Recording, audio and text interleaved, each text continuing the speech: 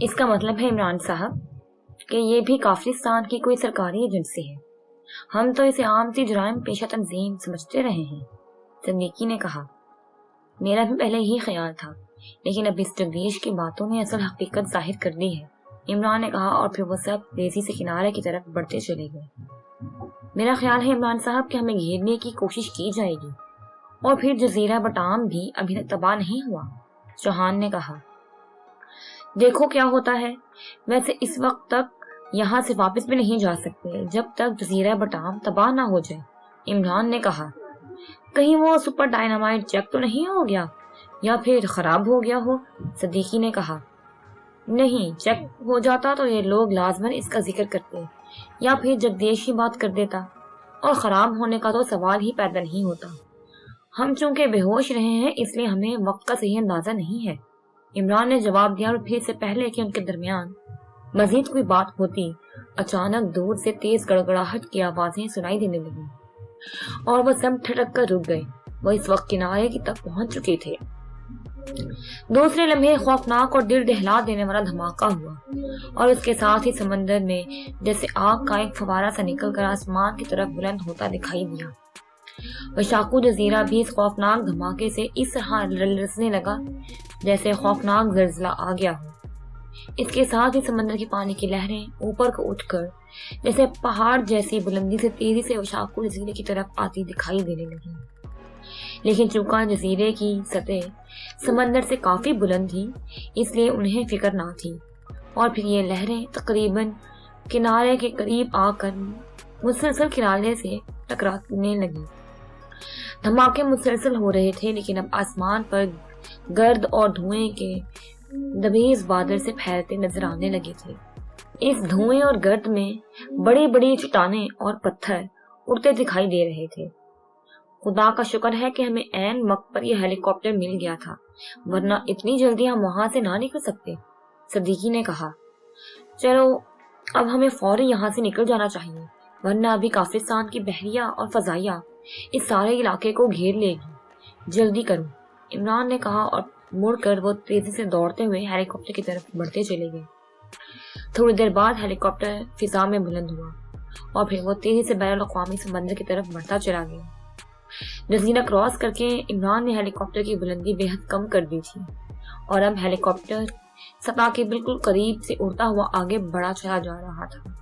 البتہ ہیلی کاپٹر کی رفتار بے حد تیز تھی، اور تھوڑی دیر بعد وہ کافرستانی سمندری حدود کراس کر کے بین الاقوامی سمندری حدود میں داخل ہو گئے. کیا آپ اس ہیلی کاپٹر پر اب پاکیشیا جائیں گے؟ وہاں ہمیں ہٹ نہ کر دیا جائے. صدیقی نے کہا. نہیں، ہم بحریہ کے مخصوص اڈے پر اتر جائیں گے اور وہاں سے تمہارے چیف کو کال کر کے ساری صورتحال بتا دیں گے. اس طرح ہماری واپسی اطمینان سے ہو جائے گی. عمران نے جواب دیا، اور وہ دونوں نے اس بات میں سر ہلا دیا. کمرے میں ایک آدمی انتہائی بے چینی کے عالم میں ٹہل رہا تھا. اس کے چہرے پر شدید پریشانی کے تاثرات نمایاں تھے. یہ کمرہ دفتر سے انداز میں سجایا ہوا تھا. اس آدمی کے ہونٹ بھینچے ہوئے تھے اور چہرہ بگڑا ہوا سا دکھائی دے رہا تھا. یہ جگدیش تھا جو کرنل فریدی کی زیرو فورس میں رہ چکا تھا. کمرے میں موجود میز پر ٹرانسمیٹر اور فون موجود تھے. وہ بار بار فون کی طرف دیکھتا اور پھر ٹہلنا شروع کر دیتا. تھوڑی دیر بعد ٹرانسمیٹر سے سیٹی کی آواز سنائی دینے لگی تو وہ بجلی کی اسی تیزی سے مڑا اور اس نے ہاتھ بڑھا کر ٹرانسمیٹر کا بٹن آن کر دیا. Hello hello, Jagannath calling, over. Transmitter on ہوتے ہی ایک وحشت بھری آواز سنائی دی. Yes chief boss attending you. کیا رپورٹ ہے؟ اوور. جگدیش نے انتہائی ٹھنڈے لہجے میں کہا. اس کے چہرے پر چھائی ہوئی بے چینی یکلخت جیسے غائب ہو گئی تھی. چیف باس، غضب ہو گیا ہے. جزیرہ بٹام خوفناک اور دل دہلا دینے والے دھماکے سے پھٹ پڑا ہے. پورا جزیرہ مکمل طور پر تباہ ہو گیا ہے. میرا ہیلی کاپٹر اس جزیرے سے کچھ فاصلے پر ہی تھا کہ جزیرہ کسی آتش فشاں کی طرح پھٹ گیا. یوں لگ رہا تھا جیسے اس پر کوئی ایٹم بم مارا گیا ہو. ہم بھی بال بال بچ گئے ہیں چیف باس. اگر ہمارا ہیلی کاپٹر وہاں اتر جاتا یا اس کے اوپر پہنچ چکا ہوتا تو ہم بھی ساتھ ہی ختم ہو جاتے. اوور. جگناتھ نے انتہائی وحشت بھرے لہجے میں کہا. तो जगदीश ने बेख्तियार होंठ भींच लिए। उसकी आंखों में यकलख्त गुस्से के चिराग से भड़क उठे थे। तो ये इमरान जो कुछ कह रहा था वो दुरुस्त था। सारा सेटअप ही खत्म हो गया। मैं उसका खून पी जाऊंगा। जगदीश ने गुस्से की शिद्दत से भरे लहजे में बड़बड़ाते हुए कहा, हेलो हेलो चीफ बॉस, आप जवाब क्यों नहीं दे रहे? ओवर। दूसरे लम्हे जगन्नाथ की एक बार फिर आवाज सुनाई दी, तुम अशोक वाले हेलीकॉप्टर का पता चलाओ कि वो कहाँ मौजूद है। ओवर। जगदीश ने उसी तरह सर्द लहजे में कहा, वो तो वहां कहीं नजर नहीं आया बॉस। ओवर। जगन्नाथ ने जवाब दिया, तुम अहमक आदमी, तुम्हारा क्या ख्याल था कि दुश्मनों ने हेलीकॉप्टर हवा में रोका हुआ होगा? वो यकीनन उसे बटाम से निकाल कर वशाकू ले गए होंगे। फौरन वहां पहुंचो और अगर वो वहां मौजूद हो तो उसे गन्नों से उड़ा दो। नॉनसेंस, जगदीश ने इंतहाई गुस्सीले लहजे में कहा, मैं हेलीकॉप्टर से ही कॉल कर रहा हूँ बॉस, मैं अभी मालूम करता हूँ। ओवर। जगन्नाथ ने जवाब देते हुए कहा, जल्दी मालूम करो और अगर ये लोग मिल जाएं तो इन्हें हेलीकॉप्टर समेत उड़ा दो। Over and all. जगदीश ने तेज लहजे में कहा और इसके साथ ही उसने बटन ऑफ कर दिया और फिर एक तवील सांस लेते हुए घूमकर मेज की दूसरी तरफ पड़ी कुर्सी पर बैठ गया। सब कुछ तबाह हो गया, सब कुछ। ना जाने ये सब कुछ कैसे हुआ। जगदीश ने बड़बड़ाते हुए लहजे में कहा। उसकी हालत ऐसी हो रही थी जैसे जवारी अपना सब कुछ हारने के बाद आखिर में अपनी आखिरी पूंजी भी हार बैठा हो। फिर तकरीबन आधे घंटे बाद दोबारा ट्रांसमीटर पर कॉल आ गई तो उसने हाथ बढ़ाकर बटन ऑन कर दिया। Hello hello, Jagannath calling. Over. राब्ता कायम होते ही जगन्नाथ की आवाज सुनाई दी, yes chief boss attending you. Over. Jagdish ने तेज लहजे में जवाब देते हुए कहा, बॉस मैंने बैनुल-अक़वामी समंदरी हदूद तक चेक कर लिया है, वहां कहीं भी अशोक वाला हेलीकॉप्टर नजर नहीं आ रहा। अलबत्ता वशाकू जजीरे पर मादाम शैला और उसके ग्रुप की लाशें पड़ी सड़ रही हैं। ओवर। जगन्नाथ ने जवाब देते हुए कहा, इसका मतलब है कि वो लोग निकलकर बहरहाल तुम ऐसा मालूम करो कि जब बटाम जजीरे पर हालात पुरसकून हो तो वहां उतरकर मालूम करो कि वहां ये धमाके और तबाही क्यों और कैसे हुई है और वहां क्या बचा है और क्या नहीं। ओवर। चीफ बॉस, बटाम जजीरा तो सफा हंसी से मिल चुका है। जिस जगह जजीरा था वहां अब समंदरी पानी ठाठे मार रहा है और जजीरे की चट्टानें और पत्थर भी गायब हो चुके हैं। अलबत्ता हल्की फुल्की चीजें और लाशें हर तरफ तैरती हुई नजर आ रही हैं। ओवर। जगन्नाथ ने कहा तो जगदीश बेख्तियार उछल पड़ा, क्या क्या कह रहे हो? ये कैसे मुमकिन है कि पूरा जजीरा ही नापैद हो जाए? इस कदर हवलनाक तबाही तो किसी बम से नहीं आ सकती। क्या वहां एटम बम फटा है? ओवर। जगदीश ने हलक के बल चीखते हुए कहा, बॉस जो धमाके मैंने सुने हैं और जिस तरह मैंने जजीरा तबाह होते देखा है, मुझे तो वाकई यही लगता है कि वहां एटम बम ही फटा है या फिर सुपर डायनामाइट। शायद मादाम शैला वहां भूल गई और उसे किसी ने चार्ज कर दिया हो। ओवर। जगन्नाथ ने कहा तो जगदीश बेख्तियार चौंक पड़ा, क्या कह रहे हो? सुपर डायनामाइट मादाम शैला के पास था। ओवर। जगदीश ने इंतहाई हैरत भरे लहजे में कहा, yes chief boss, madame Shaila एक्रीमिया से एक सुपर डायनामाइट जिस पर टाइम चार्जर नस्ब था चुरा कर लाई थी। उसका कहना था कि वो इससे दुश्मन का कोई बहुत बड़ा और वसी अड्डा तबाह करेगी। वो मोहतरमा ये डायनामाइट सबको दिखाया करती थी। ये इस कदर ताकतवर था कि एटम बम जैसी ही कुव्वत ही से पड़ता था। मादाम शैला हर वक्त इसे अपने साथ रखती थी। ओवर। जगन्नाथ ने जवाब दिया, ओ अब मेरी सारी बात समझ में आ गई। तुम ऐसा करो कि फौरी तौर पर वशाकू जजीरे पर उतरो। वहां मादाम शैला और इसके ग्रुप का असला अभी तक मौजूद होगा। वहां तलाश करो कि वो सुपर डायनामाइट मौजूद है या नहीं और फिर मुझे फौरन रिपोर्ट दो। ओवर। जगदीश ने चीखते हुए कहा, यस चीफ बॉस। ओवर। दूसरी तरफ से कहा गया तो जगदीश ने ओवर एंड ऑल कहकर ट्रांसमीटर ऑफ कर दिया और फिर वो दोनों हाथों से अपना सिर पकड़ लिया। ये तो अपने ही हाथों सब कुछ तबाह हो गया। Very sad. काश मुझे पहले इत्तला मिल जाती कि शैला के पास एक सुपर डायनामाइट मौजूद है। जगदीश ने बड़बड़ाते हुए कहा और फिर तकरीबन आधे घंटे बाद ट्रांसमीटर पर एक बार फिर कॉल आई और जगदीश ने हाथ बढ़ाकर ट्रांसमीटर का बटन ऑन कर दिया। Hello hello, Jagannath calling. Over. Jagannath की आवाज सुनाई दी, yes we boss tending you over. Jagdish ने कहा, बॉस मैंने तलाशी ले ली है, असले के जखीरे में सुपर डायनामाइट मौजूद नहीं है और यहाँ के एक कैबिन में असला रखा गया था। वहाँ एक पेटी में से इस असला इस तरह निकाल कर रखा गया है जैसे इसी पेटी की तलाशी ली गई हो सकता है कि ये सुपर डायनामाइट इसी पेटी में ही मौजूद रहा हो। ओवर। जगन्नाथ ने कहा, ठीक है, मजीद क्या कहा जा सकता है? तुम हेडक्वार्टर वापस आ जाओ। Over and on. जगदीश ने कहा, ट्रांसमीटर ऑफ कर दिया, लेकिन उसी लम्हे पास पड़े हुए फोन की घंटी बज उठी तो जगदीश ने हाथ बढ़ाकर रिसीवर उठा लिया। यस, जगदीश ने कहा, सर प्राइम मिनिस्टर साहब की कॉल है। दूसरी तरफ से उसकी पर्सनल सेक्रेटरी की आवाज सुनाई दी, बात कराओ। जगदीश ने कहा, hello, personal secretary to prime minister बोल रहा हूँ। चंद लम्हों बाद प्राइम मिनिस्टर के पर्सनल सेक्रेटरी की आवाज सुनाई दी, बात कराओ।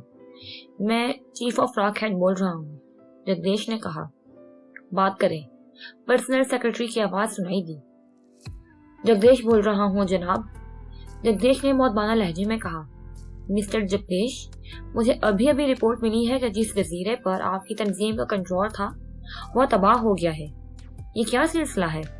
प्राइम मिनिस्टर ने इंतहाई तल्ख लहजे में कहा, यस सर, आपकी दुरुस्त रिपोर्ट मिली है। ये सब कुछ पाकिस्तान के एजेंट अली इमरान ने किया है। जगदीश ने कहा, इमरान? क्या मतलब? उसका आपकी तंजीम से क्या ताल्लुक? आपकी तंजीम तो बज़ाहिर गैर सरकारी है और आप जिस मिशन पर काम कर रहे थे वो गैर सरकारी था और इमरान तो सीक्रेट सर्विस के लिए काम करता है। वज़ीर आज़म ने हैरत भरे लहजे में कहा, सर, इसी बात पर हम मात खा गए हैं। आपने जाली करेंसी वाला मिशन हमारे तंजीम के जिम्मे लगाया तो मैंने इस पर काम शुरू कर दिया। हमने पाकिस्तान को माशी तौर पर तबाह करने के लिए मुकम्मल मनसूबाबंदी कर ली। बटाम जजीरे पर 10 मशीनें लगा दी जहां जाली करेंसी छापी जा रही थी कि जैसे अच्छे माहिरीन भी शनाख्त न कर सकते। हमारा प्रोग्राम यही था कि हम पूरे पाकिस्तान में ये जाली करेंसी फैला दें और इसकी असल करेंसी उसके बदले मंगवा कर बटाम जजीरे पर जला दें कि मुझे इत्तला मिली कि पाकिस्तान में हमारे आदमी पकड़े गए हैं। मैंने दूसरे आदमी हायर कर लिए।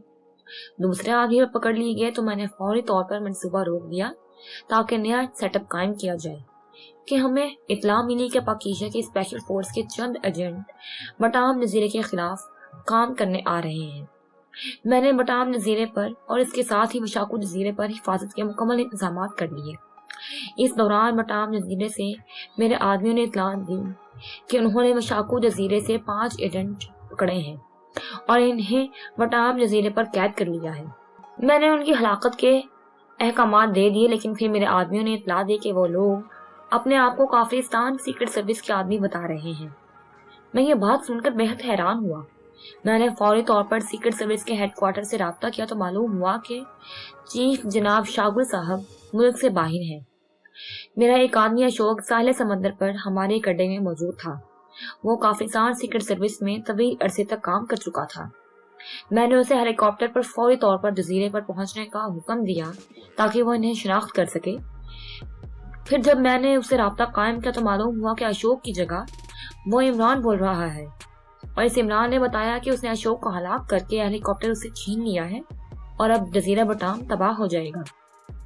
मैंने उसकी बात पर यकीन न किया तो उसने बताया कि वो फ्रीलांसर है और उसकी खिदमत पाकिस्तान के एक और ग्रुप ने हासिल कर ली है। मैंने अपने नायब जगन्नाथ को जजीरे बटाम पर भिजवाया ताकि वहां के हालात मालूम करके मुझे रिपोर्ट दे सके, लेकिन उसने बताया कि जजीरा अचानक किसी आसिफ फिशां की तरह फट गया और ये तबाही इस कदर खौफनाक थी कि जजीरा बटाम का नामो निशान तक मिट गया। इमरान अशोक के हेलीकॉप्टर पर सवार होकर पहले ही निकल गया था। मैंने मजीद इंक्वायरी कराई तो पता चला कि रॉकहेड की मादाम शैला के पास टाइम चार्जर सुपर डायनामाइट था जो उसने अपने पास खुफिया तौर पर रखा हुआ था। मादाम शैला अपने ग्रुप के साथ वशाकू जजीरे पर हिफाजत के लिए तैनात थी। इमरान और उसका ग्रुप वहां पहुंचा तो उन्होंने मादाम शैला और उसके ग्रुप के तमाम अफराद को हलाक कर दिया। वहां से सुपर डायनामाइट हासिल करके गौताखोरी करते हुए वो बटाम जजीरे पर पहुंचे और उन्होंने वहां सुपर डायनामाइट नस्ब कर दिया। वापसी पर वो पकड़े गए और फिर मेरे आदमियों اور اشوک کو ہلاک کر کے ہیلی کاپٹر پر سوار ہو جانے میں کامیاب ہو گئے اور سپر ڈائنامائٹ کی وجہ سے پورا جزیرہ تباہ ہو گیا۔ جگدیش نے پوری تفصیل سے رپورٹ دیتے ہوئے کہا، اس کا مطلب ہے کہ اس جعلی کرنسی کی تیاریوں پر جو اربوں روپے کافرستان کے خرچ ہوئے وہ سب ضائع ہو گئے۔ جزیرہ بھی صفحہ ہستی سے ناپید ہو گیا۔ تمہارے گروپ کی مادام شیلا، اس کے تمام آدمی مارے گئے اور تمہارا ہیلی کاپٹر ان کے ہاتھ لگ گیا، اور یہ سب کچھ صرف 5 افراد نے کیا ہے۔ یہی ہے تمہاری تنظیم راکٹ، جس پر کافرستان کروڑوں روپے خرچ کر رہا ہے۔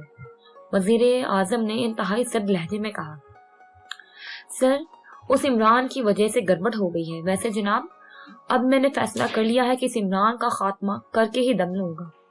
جگدیش نے کہا، لیکن راکٹ تنظیم کی پلاننگ جب تم نے پیش کی تھی تو تم نے کہا تھا کہ تم کرنل فریدی کے اسسٹنٹ رہے ہو، اور تمہاری وجہ سے پاکیزہ سیکرٹ سروس اپنے بے شمار مشنز میں ناکام رہی ہے، اور اب اس سروس کا ایک فری لانسر ایجنٹ ایک لحاظ سے تمہاری پوری تنظیم کے منہ پر تھپڑ مار کر چلا گیا ہے، اور تم احمقوں کی طرح مجھے اپنی ناکامی کی رپورٹ دے رہے ہو۔ پرائم منسٹر کا غصہ اپنے عروج پر پہنچ گیا تھا۔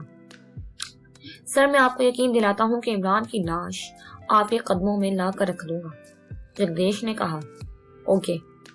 پرائم منسٹر نے کہا، اور اس کے ساتھ ہی رابطہ ختم ہو گیا۔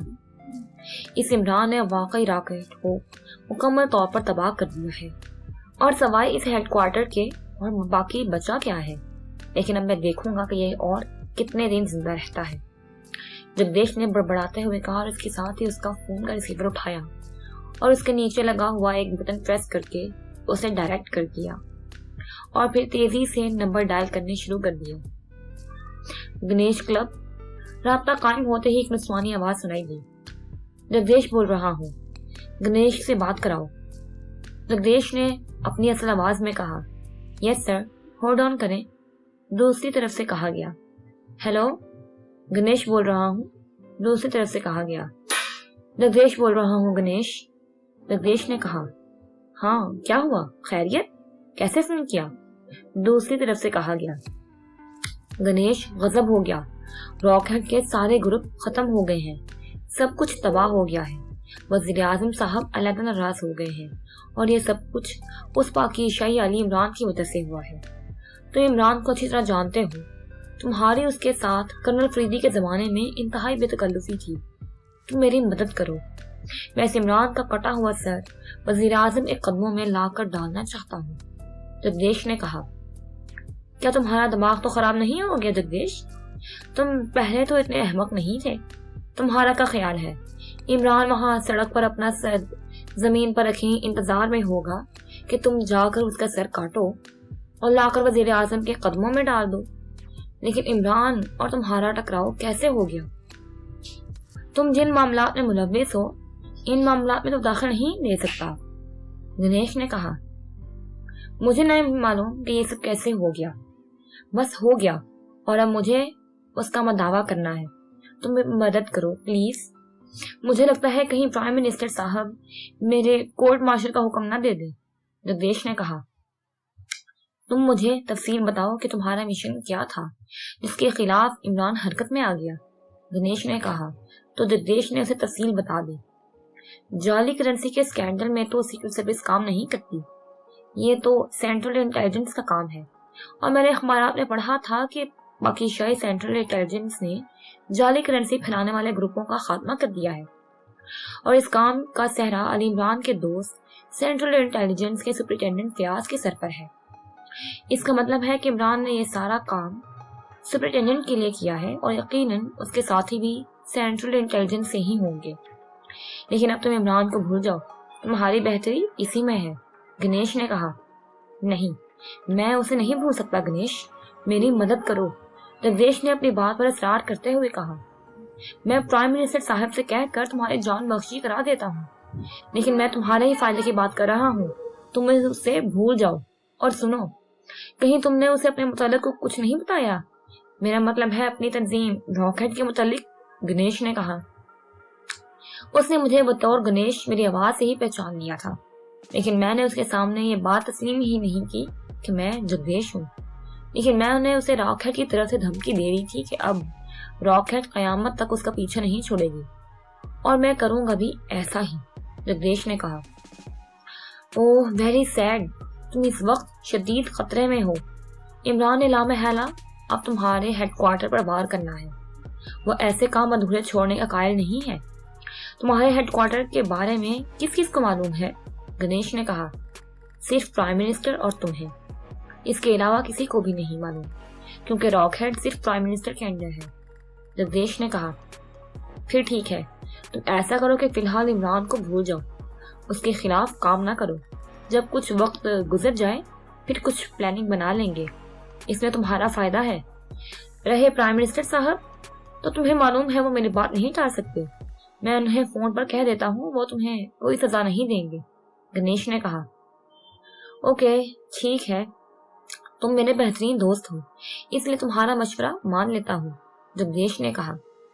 اس میں تمہارا ہی فائدہ ہے، گڈ بائے، گنیش نے جواب دیا، اور جگدیش نے ریسیور رکھا اور پھر کرسی سے اٹھ کھڑا ہوا۔ وہ ذہنی طور پر بے حد ڈسٹرب ہو چکا تھا، اس لیے اب اس نے فیصلہ کر لیا تھا کہ وہ اب جا کر خوب دل بھر کر شراب پیے گا اور پھر اطمینان سے سو جائے گا۔ لیکن ابھی اس نے قدم بڑھایا ہی تھا کہ دروازہ ایک دھماکے سے کھلا اور ایک آدمی اندر داخل ہوا۔ جگنیش اسے دیکھ کر چونک پڑا۔ جگناث تم؟ اور میرے آفس میں اس انداز میں؟ تمہیں اس کی جرت کیسے ہوئی؟ جگدیش نے غصیلے لہجے میں کہا۔ مسٹر جگدیش، تمہاری موت کے احکامات صادر ہو چکے ہیں اور اب تمہاری جگہ میں راک ہیڈ کا سربراہ ہوں، جگناتھ نے بڑے غصیلے لہجے میں کہا، اور اس کے ساتھ ہی اس نے اپنے عقب سے ہاتھ سامنے کیا تو اس کے ہاتھ میں ریوالور تھا۔ کس نے احکامات دیے ہیں؟ یہ کیسے ممکن ہے؟ کہ تمہارا دماغ خراب ہو گیا ہے؟ جگدیش نے غصے سے چیختے ہوئے کہا۔ وزیر اعظم صاحب نے، جگناتھ نے بڑے مطمئن لہجے میں کہا، اور اس کے ساتھ ہی اس کے ہاتھ میں موجود ریوالور سے شعلہ سا نکلا اور جگدیش کو یوں معلوم ہوا جیسے اس کے سینے میں ایک جھٹکے سے گرم سلاخ اندر تک اترتی چلی گئی ہو۔ اس کا جسم جھٹکا کھا کر پیچھے ہٹا، اسی لمحے سے دوسرا شعلہ دکھائی دیا اور ایک اور گرم سلاخ اس کے سینے میں اتر گئی، اور اس کے ساتھ ہی اس کا سانس اس کے گلے میں اٹک گیا۔ وہ دھماکے سے زمین پر گر چکا تھا۔ اس نے پوری قوت سے گلے میں اٹکے ہوئے سانس کو نکالنے کی کوشش کی، لیکن بے سود۔ اس کے ساتھ اس کے ذہن پر جیسے تاریک پردہ سا پھیلا چلا گیا، اور اس کے سب احسانات اس سیاہ پردے میں جیسے چھپتے چلے گئے۔